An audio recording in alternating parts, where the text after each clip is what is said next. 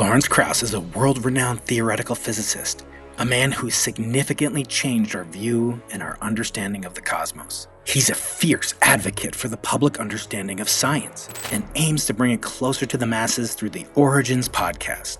Recently, he's also been pushing for much-needed societal and cultural changes. Lawrence's books have been pivotal in popularizing science and have profoundly impacted me since I first read them. And his latest book is no exception. Check out my episode from earlier this year, right here. Join us as we embark on a captivating journey to the edge of knowledge, recorded live in October 2023 at the San Diego Air and Space Museum. Lawrence, how are you doing? It's great to be here. I'm really thankful for the museum and for Brian. When the Origins Project decided to do some events in California, the last one we did was in Orange County a few days ago, and I contacted Brian. I thought it'd be great to come down here.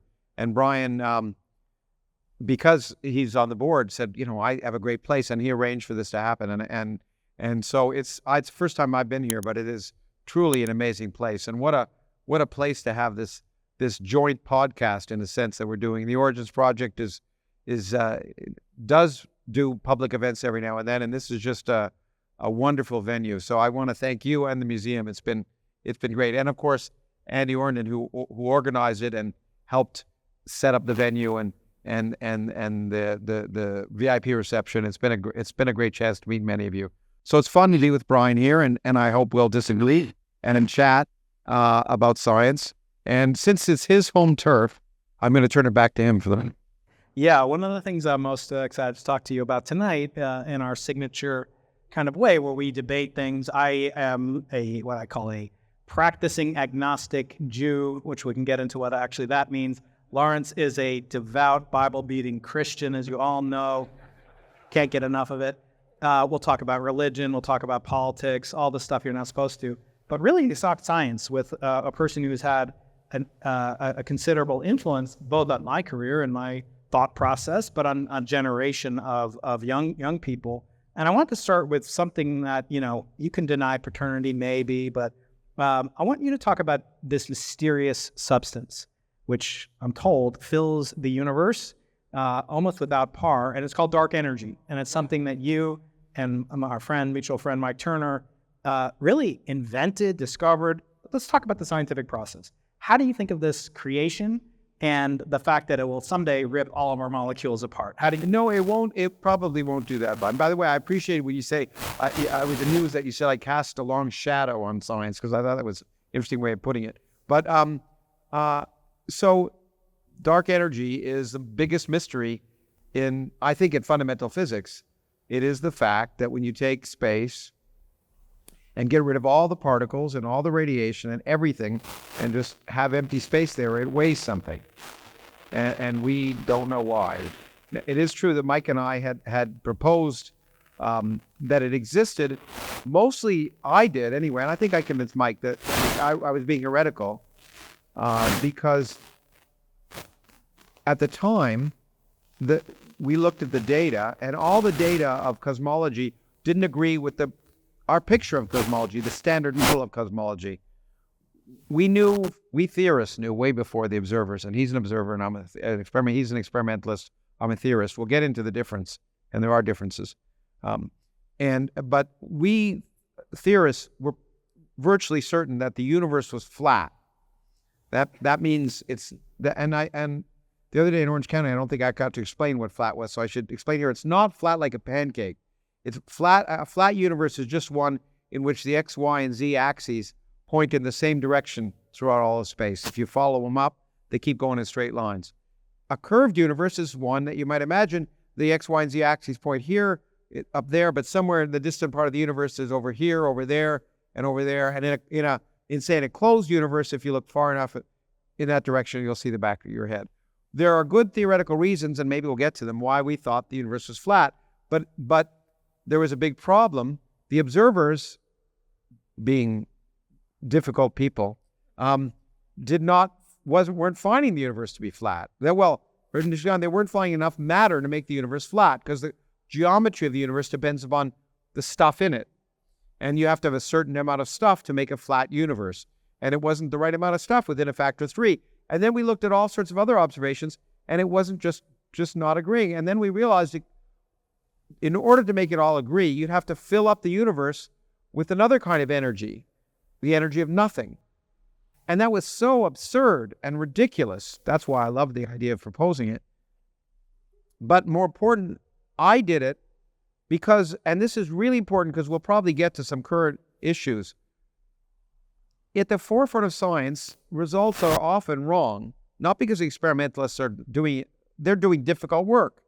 And it's very difficult to measure things, and sometimes the first measurement isn't quite right. And so I was convinced some of the measurements were wrong, and this would be a message for observers to review their data and get it right. And some of the observers, I remember a guy named Saul Perlmutter said, well, we'll prove you wrong. And it turned out, much to my surprise, more than anyone, that what we predicted was exactly right. That 70% of the energy of the universe resides in empty space. We don't know where the energy came from, why it's there, but it's there, and it's exactly the amount we predicted, and those guys won the Nobel Prize for the observation, which is fine, because, no, it is, because the people who convince the world of things are the people who actually measure things. We can talk. I can say it's flat, or I can say there's dark energy, but no one's going to believe it unless the observers in some ways confirm that. And so physics is an empirical science. It's an experimental science, and it's led by experimentalists. I say that as a theorist. But in any case, so it turned out to be right, and I was very surprised.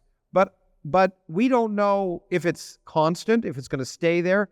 Brian said it's going to tear us apart. If the dark energy is there, one of two things can happen. It could just stay there, which is my bet, by the way. Just stay there, not change. And then it would be something that's akin to something Einstein invented called a cosmological constant, a fundamental lowest energy state of the universe. Or it could go away one day, and we talk about how that's happened earlier in the history of the universe, something very much like it. Or it could increase. Now, if it increases, then dark energy has this weird property that it's gravitationally repulsive.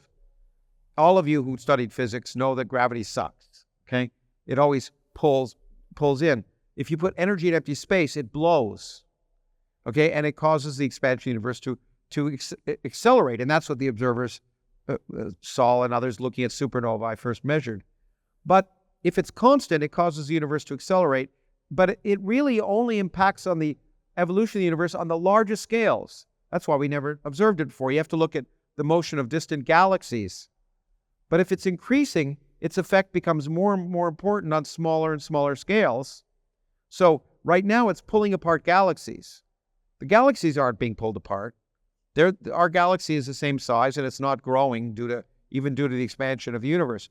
But if the dark energy increases, eventually that repulsive force will blow apart the galaxy.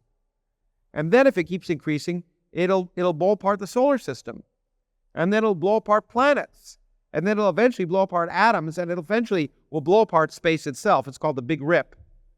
A former student, invented the name. It's a nice name. I would say there's no theoretical reason to expect that at all. There's no theory that suggests that dark energy will increase. It's a cute thing that captured a lot of people's imagination, but it's not likely. The likelihood is either that it's staying the same, or quite possibly it may not be a fundamental energy of empty space. There may be somehow energy being stored in empty space, and it may go away, and that would change everything, including including life. So anyway, that's a long answer. This won't happen for several billion or perhaps trillion years, so keep paying your tax. Well, actually, show up tomorrow night. The interesting thing is we don't know because we don't understand it. It could happen tomorrow. The great thing about it is we won't know it until it hits us, and we won't be there afterwards. The effect will happen at the speed of light, and so we will go away before we even knew we got hit. So it doesn't matter. Enjoy life. Have it, that's like that song says. Saturday night. Sorry to interrupt a regularly scheduled program, but before we dive deeper into the mysteries of the cosmos with my wonderful guest, Lawrence Krauss, I have something incredible to share with you. So many people who have a deep desire to learn about the cosmos get discouraged when they try to decipher the language of the universe when they all of a sudden find themselves swimming in a sea of data. Now, it's true, cosmology is a data-driven science that relies heavily on computation, which can be very intimidating. And that's why I love Brilliant, an intuitive and hands-on platform for interactively learning data science, mathematics, and computer science. It's designed specifically for bite-sized learning and offers a low-pressure environment where anyone can flourish and develop new skills. Whether you want to finish some basic courses or dive deep into advanced topics such as AI, astrophysics, group theory, and data analysis, there's something for everyone. In fact, their Computer Science Fundamentals course is your ticket for mastering computational problem solving and algorithmic thinking, skills that are essential for unlocking the secrets of the cosmos. And the best part, Brilliant tailors your content to align with your learning needs, allowing you to progress at your own pace.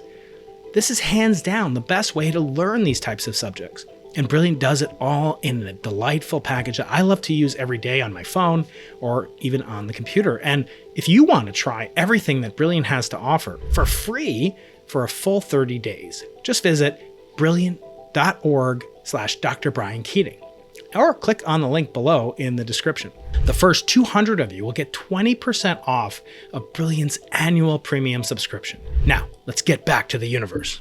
When you think about the differences between observers, experimentalists, theorists, I find like a lot of my students don't really comprehend the subtleties between those. But I think one thing is, right over there, they put up a great image of Earth's nearest neighbor, the moon. And that's a view that humanity never had for thousands of years until some Dutch guy took his spectacles and broke them in two and put one in front of the other. And then Galileo, my hero at least, I'm sure you're also a big beholden hero. to him You know for that. intellectual debt. He turned it to the moon. And no one had ever done that before. Never looked up with a telescope until Galileo, essentially. And They he were saw- looking at people's windows before that. Yeah, that's right. Yeah, okay, Well, anyway. Yeah, Go I on. mean, my neighbor was Yeah. quite attractive.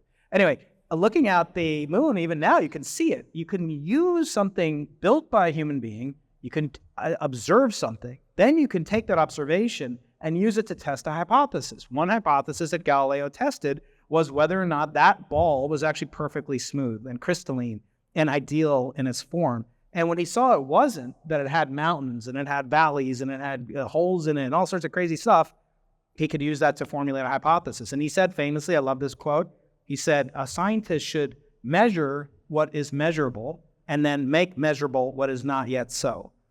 I've always been curious, what do you think is the minimum amount of knowledge that an educated layperson, and some of you are brilliant lay people, but what do you think an educated layperson should know about science?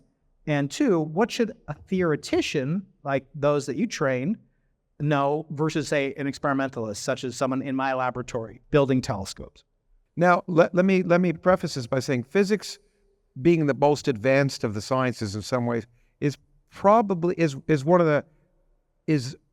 not the only science, but one of the only sciences where it's so complicated, there's so much intellectual baggage that it has, in most areas of physics, separated into theorists and experimentalists, because what you need to do to be a good experimentalist in terms of the cutting edge technology that you have to master requires a great deal of time. And similarly, the mathematical baggage that you need to understand fundamental science and physics is also extreme. So you don't see theorists and experimentalists. In my opinion, the last great theorist experimentalist was Enrico Fermi, who at University of Chicago. If you saw that movie Oppenheimer, you would have seen Fermi. He's a huge hero of mine, and he was a theorist, in fact, and an experimentalist equally well. And he proposed the fundamental theory, one of the fundamental theories that later ended up describing one of the forces of nature, and then did experiments on it and won the Nobel Prize, I think, for his experiments. But anyway, that was the last time you could sort of do that. So it's sort of separated. In terms of the fundamental stuff that people should know, I really think that what we really need to teach is not the stuff that you should know, but the process by which you know it. And that's the one thing that I think is most important for people to carry on.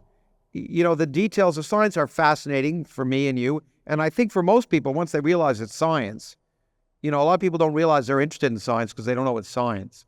That's one of the reasons I wrote the Star Trek book. Okay, because I go to a party and say I'm a physicist, and they go, "How about those Yankees?" or something, and then I'd say, talk about time travel or warp drive, and people are fascinated. But so that's great, and it really is amazing. And I guess people should, of course, the basic things people should understand about the world is that there was a Big Bang, the universe is expanding, evolution happened, basic stuff like that. But more important, the process by which we get that information, the process by which we test it, because that's the tool. Those are the tools that people will carry with them in all of the aspects of life. And if we just used the scientific method, then politics and, well, even religion, but politics would be more sensible and more rational, because people would test the ideas of politicians and say, are they telling the truth? But politicians might also develop policies based on empirical evidence and also be able to change their minds. Do a policy, it's not working, we're going to change our minds. Wouldn't that be wonderful? So I think that's the kind of thing that we really need to teach. I wish, as a theorist, I've of course come to appreciate experimentalists much more than I did when I was a student. Theorists, like Oppenheimer, right? It's the sexy stuff. It's Einstein and everyone. So somehow theorists have captured people's imaginations, and the tinkerers, if you wish, aren't usually the heroes of the movies, but they're the heroes of science. And I kind of wish I'd as a student, appreciated that. More. I actually did a degree in mathematics and a degree in physics. And I did that for a variety of reasons, but one of the reasons was so I could get out of the laboratory requirement in physics, okay? And so, but over time, of course, I've come to appreciate that. And as a theorist, actually, I used to be a very mathematical theorist when I was a student, a graduate student. And then a friend of mine who, Sheldon Glashow, who won the Nobel Prize, I remember when I was a student, he once said to me, there's formalism and there's physics, and you have to know the difference. And from that time on, I've always, in my physics, tried to tie it to things you can measure and see. And that's become fundamental to me, and to try and understand what observers can do and experimentalists can do. And in my life, I've tried to propose new experiments because it's fascinating to learn about new technologies, because every time we open a new window on the universe, we're surprised. So I think if people realize the significance of that would be very important. But it's not the facts. It's the process. It's the tools. And I do think everyone should. The problem with, this, if you're in a physics lab, it's just like first-year physics is boring in all anyway. It's things sliding down inclined planes. But experimentally, it's also these recipe things. Here's the stuff, and you do this, and it's not. It would be great if we could design experiments that people could discover, not know what the answer is going to be, discover, because that's really, when you're playing, that's what's really, really fun. I have a special favor to ask you. YouTube Analytics tells me that of the 30,000 plus of you that viewed my previous chat with Lawrence for his book, The Edge of Knowledge, only 1/3 of the viewers actually subscribe to the channel. I'd really appreciate it if you'd consider subscribing to this channel. Doing so helps me get great guests and helps me deliver the great content that you've come to expect from this channel. Thanks so much for helping me help you. Now back to my live chat with Lawrence Krauss. But I think, sometimes you'll hate this phrase, Lawrence, I know, but I think we should teach the controversy. And by that, I don't mean what you're thinking about, but I mean, you just mentioned this boring rolling down an inclined plane. Well, you know who came up with the formalism for that. It's my hero. We already mentioned him, Galileo. Yeah. It was his final book. He was discussing relativity. He was discussing how things in relative motion cannot determine who is truly moving and who is stationary. If you're a fish in the ocean and next to a boat, and the boat has an aquarium on it, and there's a twin fish of yours, and they're swimming, you cannot tell relative motion who is moving. He also used a genius trick by using this inclined plane, that we call it, to slow the force of gravity. Back then, they didn't have clocks. You couldn't measure things. You had your pulse. You had an hourglass. You use this pulse, and have you been to Florence? Have you? Yeah, I not only been to Florence. I had a conference, hosted a conference in his prison house, and that's the controversy. Because I want to say no, but anyway, I like that. I like the museum there. The museum is everyone beautiful. goes to the art museum in Florence, but go to the Museum of Science in Florence. They have Galileo the Museum. inclined plane. They have the little telescope, which you just cannot see how he did anything. And I think they have his finger. That's in a different museum, but yes, it's his middle finger. I was about to do it, but I won't do it. Just to that plane making noise overhead. But what I want to say is, Imagine you taught people this, that Galileo's manuscript was smuggled out under penalty of death. That manuscript that we talk about, if we told that to freshmen and sophomores when we teach the first-year students, I think it would make it more engaging. I think we do a terrible job. We've been given the greatest script ever made. I mean, the greatest story ever told is your book, right? But the greatest script ever handed or bestowed upon humanity is the story of science. And we are the worst actors on any stage imaginable. I feel we need to do a better job. I think you speak for yourself. No, I'm just joking. But everything I know. No, actually, I agree with you. I actually require my students, especially the non-science students, to read Galileo. I always, would photocopy, because he doesn't have the copyright anymore anyway. I'd photocopy parts of the book, and because I've often said this.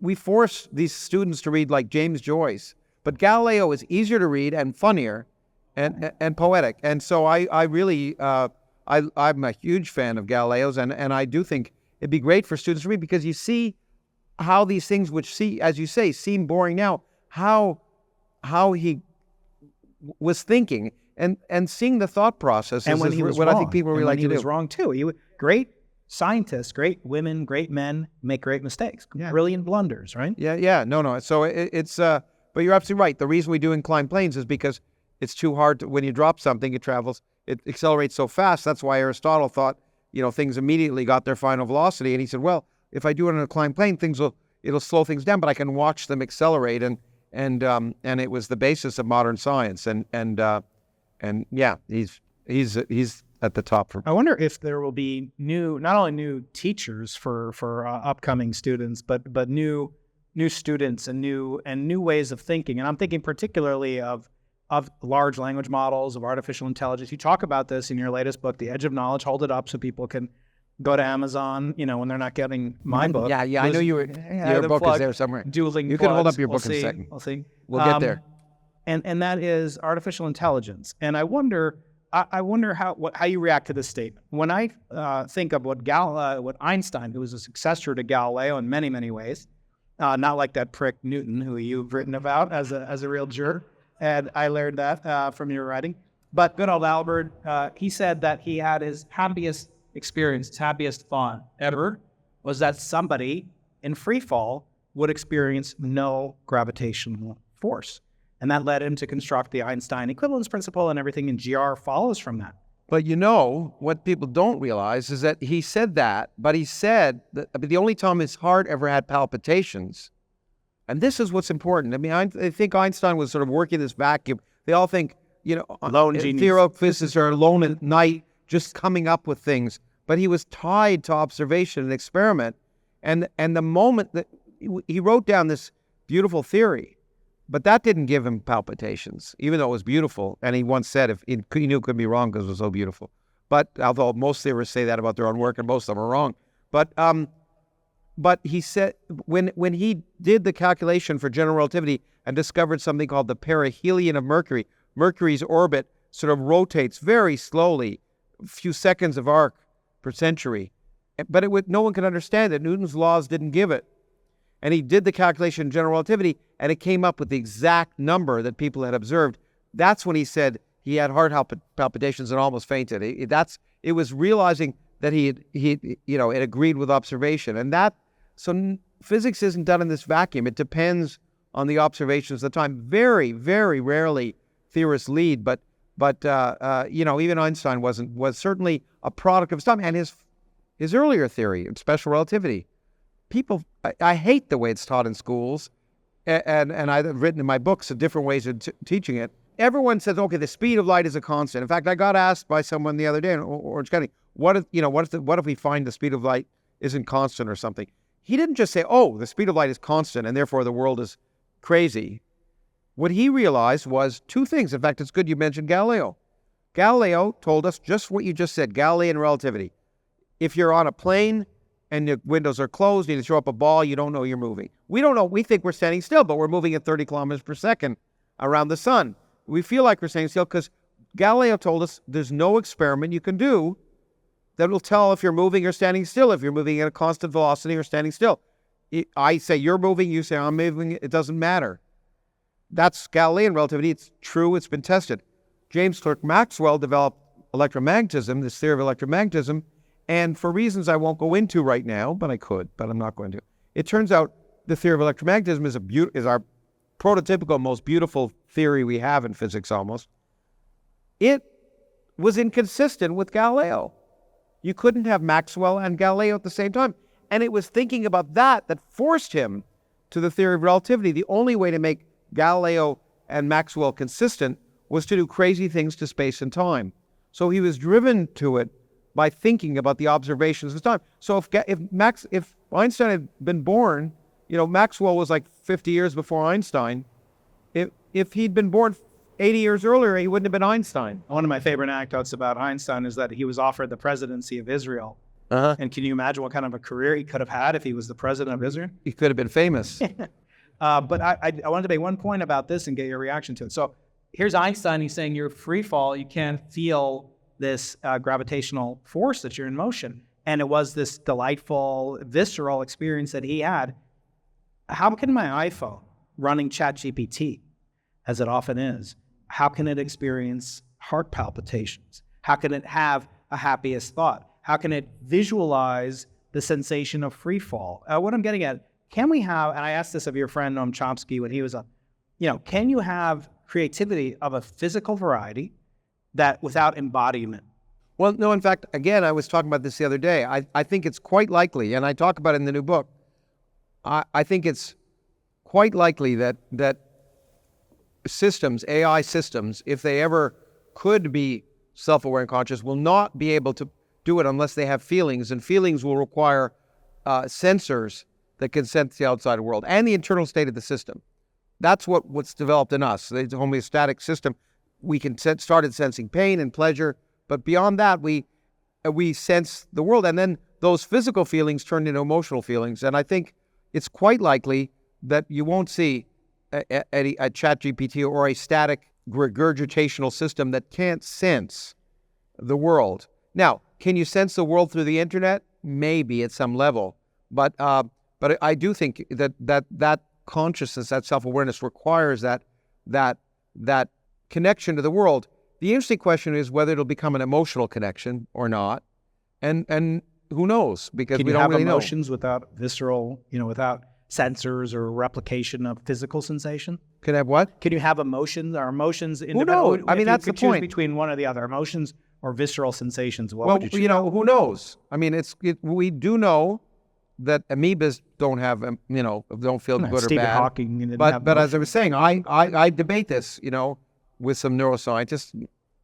My dog, and I was just actually tonight. There's a podcast dropping with Robert Sapolsky on our podcast from his new book about free will, and Sapolsky agrees with me. Our dogs, have emotions and feel bad and good. I'm convinced of it. And not just Levi, but all I'm not sure my cat does, but my dog does. Well, who knows what cats are thinking? I know. I mean, cats are you can't tell what cats are thinking. So what if you were a beginning graduate student right now, or a smart undergraduate? There's some here tonight, and there's even some, pre-freshmen over there. I was talking to them. Over there. The youngster, the future is right there. What excites you about science nowadays? You were starting off, somebody asked you, what would you do? A 20-year-old started getting into science, brilliant, smart, whatever, has the gifts, privilege, whatever. What do you advise them to do? Well, of course, I'd advise them to do what they like to do, which is the first thing, because they're not going to be good at TikTok unless they enjoy it. But one of the things I would tell them to think about, which I unfortunately, I did what I did, but when I was growing up, my mother wanted me to be a doctor, of course, and I thought I was going to be a doctor, and I took biology in high school, and I dropped it after 2 weeks. Because we dissected frogs and memorized the parts of frogs. Wait a second. Who the hell? Jewish mother wanted you to be a doctor? Not only she wanted me to be a doctor, I think I've told this story. When I got my first job at Harvard, which was the best job in the country at the time, my mother phoned up my first wife at the time that day when I was out of there and said, he can still become a doctor. It's not too late. And anyway, she was convinced for a long time. But anyway, so I went into biology class and it was memorizing the parts of a frog. And I hate the reason I like physics is you don't have to memorize anything in principle. And so I feel cheated in a way because, of course, DNA had been discovered. I was a child of this at that age in the 60s, and DNA had been discovered a decade earlier. But of course, in high school, it usually takes 20 to 30 years to get into the books. And I didn't realize what an incredibly exciting field it is. So nowadays, in fact, when I was doing my PhD, I did at MIT, as one does, I think, and as I hope one does, I got discouraged many times. And I think students should get discouraged. If they're not getting discouraged, then they're not really pushing the edge of the envelope. And I thought of doing, and my mother would have been thrilled, I thought of doing a joint MD PhD, which you could do at Harvard, MIT. And so I went to the cousin of a friend of mine who was the chair of cell biology. I was going to do biophysics. I liked fundamental physics, but I was getting so discouraged. So I went to see him, and this was in 1980, 81, so maybe late 70s, early 80s. And I said to him, should I do this? And he said, don't do biophysics. And I said, why? And he said, because it's not of interest to biologists and it's not of interest to physicists. That was true in 1979. But now it's really one of the most exciting forefront areas of physics because biology is becoming an area where physicists are learning to study physical processes. And of course, the tools of physics are being used in biology. So it's an incredibly exciting area. So I would say, and of course, genetics and genomics and combinatorics in genetics, and along with AI, an incredibly exciting area. And the disciplines of the 19th century disciplines are disappearing. So the interface between physics and biology is disappearing. And so I would argue that there's a whole spectrum from biology to fundamental physics, and in the kind of physics that, if you ask me what are the sort of growth areas, one is manipulating quantum systems. We can manipulate quantum systems like we could never do before. Some of it involves quantum computers. Some of it involves making new materials that might do just what you want them to do.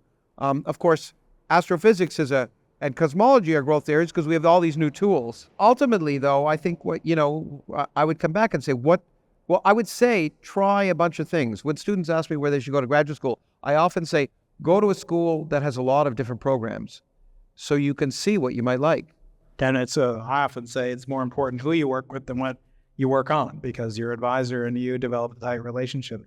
Since we're in the Air and Space Museum, the best one in the world, I want to run a topic by you.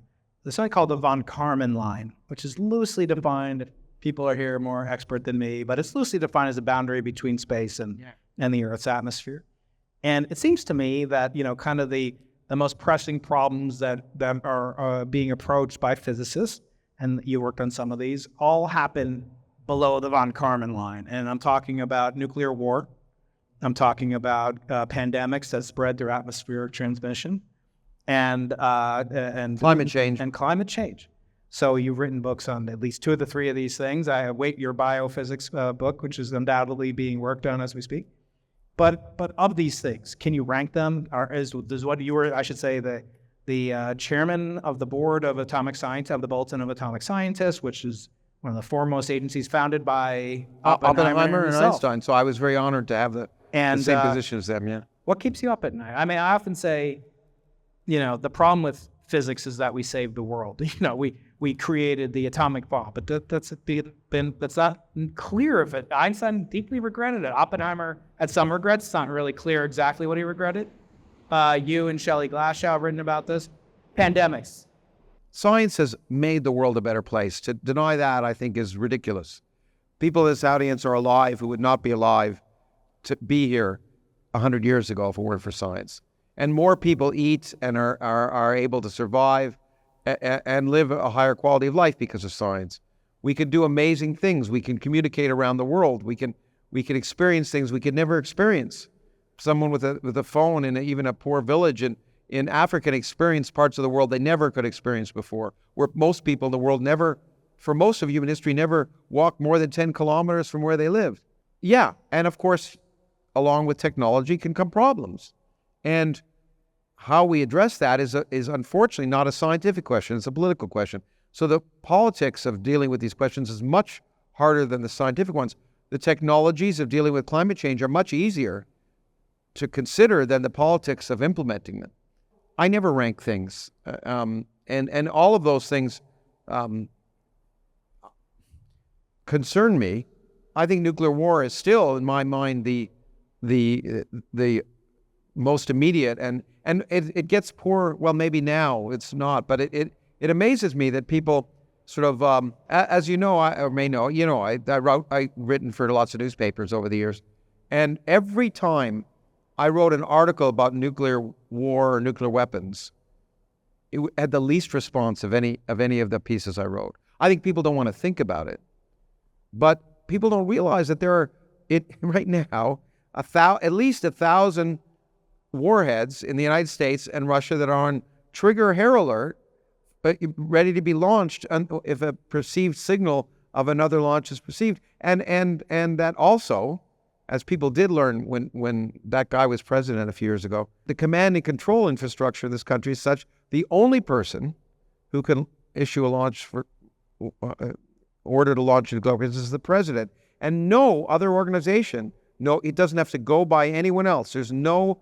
other individual who can override that unless they decide the president's crazy. But in the actual organization, there's no other people going to say, hold on. So I do think it's amazing. It's amazing that we've been around for 70 some odd years without the use of nuclear weapons, and maybe mutually assured destruction is part of the reason. But it's a problem, and it's a problem we could address, but it's a political problem. But saying that scientists create the problem, Steve Pinker had a great analogy. He said it's like blaming architects for Dachau. You had to have architects to design the concentration camps. Are concentration camps a necessary product of architecture? No. And so I think it's really, you have to think about it carefully before you point those fingers. I want to ask you a question though for a second. You asked me what people should know. What do you think people should? As an experimentalist, do you think people should? What do you think people should know in science in school? Well, I mean, I think for me, the most important things that people should have as a scientist, first of all, and I'll speak to that first, is humility. But I don't think you can only have humility. I think you need a little bit of, I call it swagger. Maybe it's arrogance, that you can actually attempt to take on problems that even Einstein was unable to solve. And hopefully, maybe even people in this room can approach and solve it. And it's not an exclusive sect of a high priesthood that can't be approached except by the ordained members of a certain sect. But I also think that we should also not fool ourselves. We're mostly wrong. I mean, it's amazing how much we've been able to do, to come in a few decades to, from the first transistor. If you look at the first transistor invented in 1956, the first practical transistor, Shockley, Bardeen, etc., it looks like the following thing. Go and get some bazooka bubble gum, chew it up, and go down to the dry cleaner and get a wire hanger and stick it together on a piece of rock. And that's exactly what it looks like. Yeah. And now every one of you has 14 billion of them in your pocket right now. Except for maybe the kids, but maybe they even do now. I don't let my kids and they know how to use it better than you do, actually. That's right. When I first got worried about technology, when one of my kids was looking at me and I was just staring into her beautiful eyes, as only a 3-year-old could have this perfect innocent face, and then she reached up to touch me, and I was welling up in tears, and then she tried to swipe and change my image. But I think that we should know that we need to be humble. We're often wrong, but the progress gets made exponentially, and we just are not capable of thinking with our linear limited brains of the pace of change. And I think that is the hardest thing. I think scientists, the public, should know that a good scientist should often say, as your tutor, as your mentor, Richard Feynman said, science is the belief in the ignorance of experts, not the knowledge, not the wisdom, but the ignorance. That actually Lawrence wouldn't have been able to create this concept of dark energy had someone gotten to it first or been right that there actually is no such thing as dark energy. So you doubted that person, it was Einstein at one point, and you proved that wrong, or you conjecture that he indeed may be wrong. And I think that's incredibly powerful, that you have to realize science is done by people and human beings, despite the contrary, right? Yeah, and I said it the other day, the first 3 words in the book are the most important words in science, or I don't know.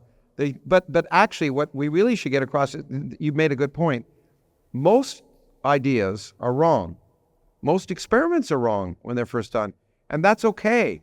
The press never gets that. I was castigating the press the other day, not because they all, someone gets an absurd result, and their university press office sends it out. And then simply because most papers don't have enough money to have science reporters anymore, the science reporters just take the press release and publish it. And it's nonsense. And you read it as a scientist and you know it's nonsense. And then it's wrong, but no one ever writes that story later on. They just show another result that disagrees with it. And it gives people the idea that science is faddish. If you weren't wrong most of the time, anyone could do science. I mean, it's a process. Anyone can do science, right? I mean, it shouldn't be this exclusive thing that's only populated by Einstein. And it doesn't mean that you guys can all go out there. You know, Einstein says a lot of things, right? One of the things he says was imagination is more important than knowledge. But, you know, I don't know about you. When I go to my, gastroenterologist, I don't want to say, I'm going to try this new procedure I've been waiting to try. Yeah. Would you mind if I imaginated on? No. But I do think it is important to have, we don't want, people mistake this. Everybody, have you heard famously Eisenhower's farewell address where he warned about the dangers of what did he talk about? He talked about military-industrial complex. That very same farewell speech, he warned about the dangers of a technological scientific elite that would do things to promote their own interests and keep it shielded. And I often say that you and I, as every scientist who's paid by the public, has a moral obligation to share what he or she does, not to be professional communicators like, Neil deGrasse Tyson or, Michio Kaku or whoever you like, Jan Levin or somebody, but who should give back to some proportion what they've received from the public. Look, I've spent a lot of my life explaining science, and I enjoy doing it. And I actually think what because the young people who want to do what I'm doing say how can I do what you're doing? And I always say to them, do good science. If you're a young scientist and you're a good scientist, what you should do is spend your time on science.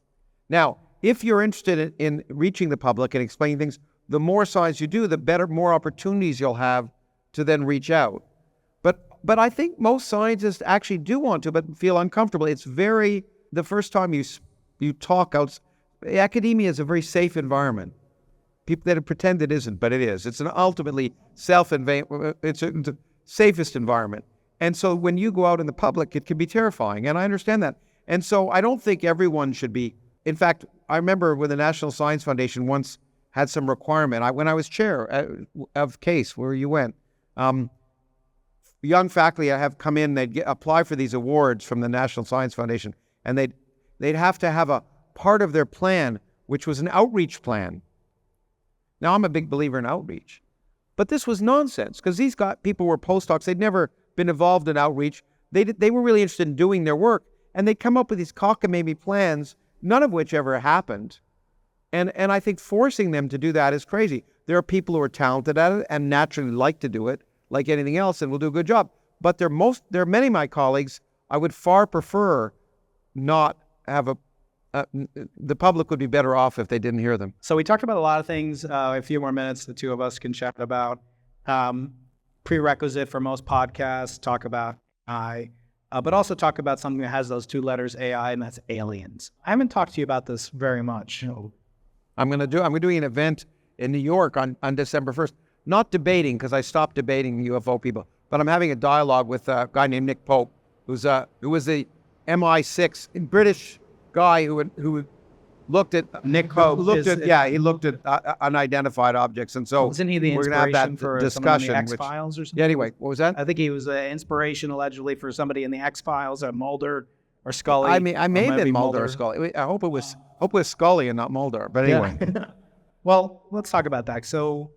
One thing that's always bemused me maybe is the fact that the public's fascination did sort of start to, initiate around the time of the atomic bomb program, right after, and it was in the same part of the country. Roswell is not far from Alamogordo and from Los Alamos. So what do you make of this recent resurgence? What do you make of the testimony and one of my friends is here tonight, a fighter pilot in the U.S. Navy, who did a podcast with another fighter pilot who claims to have encountered certain things or have eyewitness reports about that.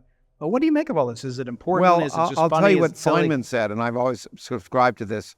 He said, I think, UFOs are aliens. UFOs being attributed to aliens. It's kind of amazing when you think about it. So you see something up in the sky, you don't know what it is, it's immediately aliens. Okay? Now, let me give two aspects of that. what Feynman said is, I think UFOs are more likely, and the other day I was explaining to the audience that physicists say more likely or less likely. We don't, but UFOs are much more likely due to the known irrationality of humans rather than the unknown rationality of aliens. And he said that because if you think about it, and I guess one of my books, I think Beyond Star Trek, I talk about this at great length, almost anything you can think of, regardless of how absurd it may seem, as an explanation of what people may see out there, is more likely than it's aliens coming here to Earth. So almost anything you can think of is more likely. The laws of physics are such, the known laws of physics, forget the unknown laws of physics, the known laws of physics put constraints that make it so unlikely that anything you can think of is like the magic bullet in the Kennedy assassination. Anything is more likely than that it's aliens. And the way I like to think of it this way, to come for an alien spaceship powered by fuel inside the spaceship, to come here from a distant star at nearest light speed, would require harnessing essentially the power output of a star. I have a hard time thinking they come all the way here to abduct patients of some Harvard psychiatrists and do kinky experiments on them. I mean, it just seems like a big waste of time to me. So it's almost 8 o'clock. Yeah, let me ask you one question. It's almost 8 o'clock. We should end. I do want to ask you one question, an experimental question, because you got to ask me a bunch here. But I did want to say, what experimentally, and it gives you a chance to maybe talk about your own work too, but what experimentally do you think is what technology is going to be most useful in your area of physics or in physics in general that you're aware of? Yeah. So, I'm an experimental cosmologist, which means I build universes in the laboratory. No, I don't build universes. We build telescopes that have technology to do it like Galileo did with the telescope to reveal things deeper and farther and more exotic than what we could perceive close to home. And the project that I'm privileged to be leading is called the Simons Observatory, which is a $100 million plus experiment in the high Atacama Desert of Chile, where we are going to attempt to be the first instrument to do something that's never been done before, which is to measure the actual spark that ignited the Big Bang. And it shares some properties in common with dark energy that Lawrence mentioned earlier, but it could provide a whole host of cosmic observables that would answer a lot of questions that cosmologists and lay people have had. And one of my philosophies as an advisor to my students is reach for the stars, as Casey Kasem said, but keep your feet on the ground. And that to me means do something really ambitious, like measure what actually banged, who banged, she banged. No, I don't know if she banged. But let's keep it. Yeah, we'll keep it clean. PG. So famous pop song. But the question is there something safe that you also get no matter what? And for us, that's measuring the mass of these ghostly particles called neutrinos that we've known about for 100 years. This is neat, but what I really would like you to do, because these now people say this is great, but why don't you say how you're going to do it? I think that's really neat, because what technology, I know, but I think it's worth explaining what the Simons Observatory. So I'll do a little demo here. So I brought a handy dandy flashlight, which you can hopefully see in the back. I won't blind you. It has a blinding mode, which is kind of cool. If Lawrence gets out of hand, oh, sorry, I didn't mean to blast you. So if you have a light source, you can use that light source to illuminate everything, not only about where the light source itself was created, but everything it encounters along the way. Here it's my finger, or here it's this vodka Coke. No, it's just plain Coke.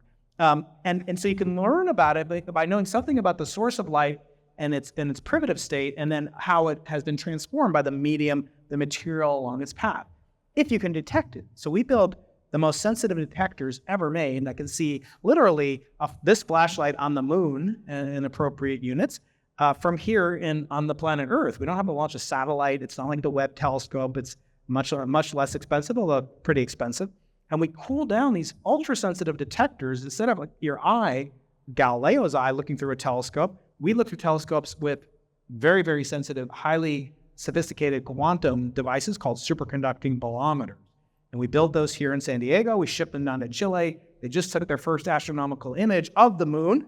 And if you saw it, you'd be hardly impressed, because it just looks almost like a bell curve, and that's about it. But that's the first wispy indications that we are on the right track to actually unveil both the properties of the extremely early universe and then the late universe, neutrinos.